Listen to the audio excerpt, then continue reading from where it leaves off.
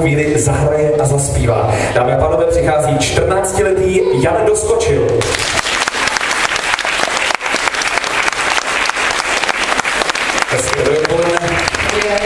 Dobrý den. Tak Honzo, než začnu vyzvídat, co by si nejenom odborné porotě, ale samozřejmě i všem divákům o sobě řekl. Chlup se, teď je ta pravá chvíle, skromnost stranou. No tak třeba začneme, jak jsem se dostal vlastně k hudbě. Výborně, to jsem se chtěl zeptat, Honzo, jak ses dostal k hudbě. tak začalo tak, že v 5 letech jsem začal hrát na zobcovou flétnu. Od 9 jedu akustickou kytaru a od 11 elektrickou kytaru a zpěv asi od 9 samou. A co jedeš teď? Teď jedu všechno, co jsem jmenoval, až na zobcovou flétnu. Jo, tu si vydech, tu už nejedeš. A já vždycky tu markýrku těch mladých, jo? Vím, že si říká, to dáš, to nedáš, ale jedu. Já jsem myslel, že v něčem jedu, ale teď se říká jako, že jedeš. Jedeš v kytaře? Jo. A v čem ještě teda jedeš? No tak, elektrická kytara, akustická kytara, basová kytara, zpěv. V tom všem jedeš. Teda.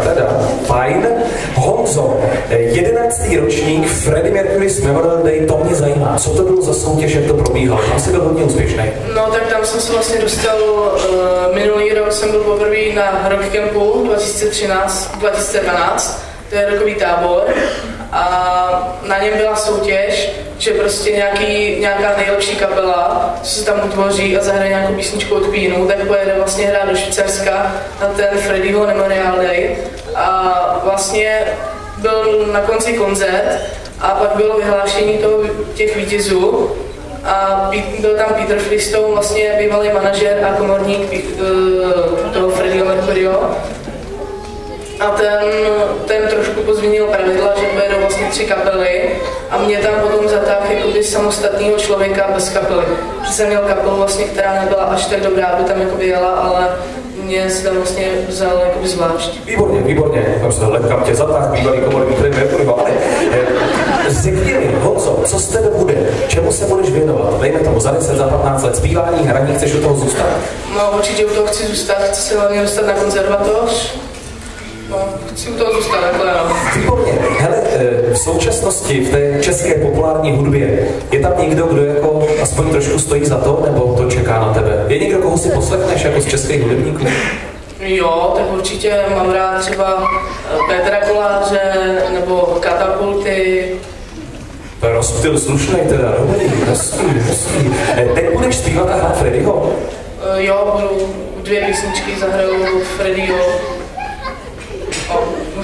Zahraju 2 písničky, ne? Ano, teď pojedeš ve Freddie. Ano, dámy a pánové, vážená odborná poroto, 14letý Jan Doskočil.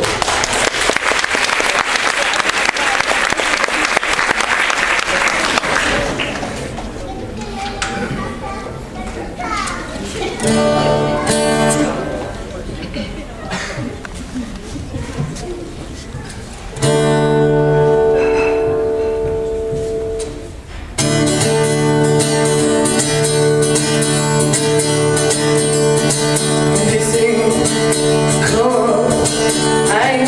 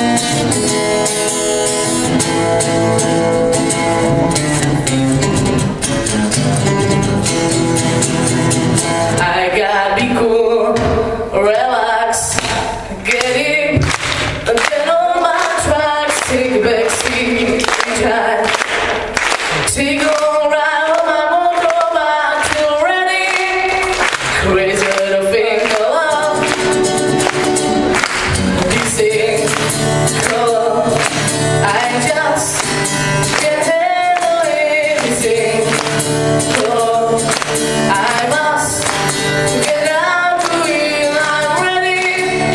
Crazy pink love, crazy pink love, crazy pink love, crazy pink love, crazy pink love, crazy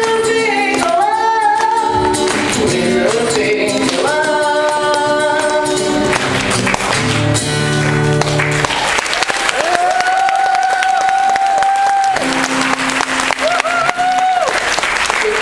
Tak to byla písnička od Freddieho Mercuryho od skupiny Queen, Crazy Little Thing. A teď vám zahraju vlastně znovu písničku od Queenu, Say It's Not True.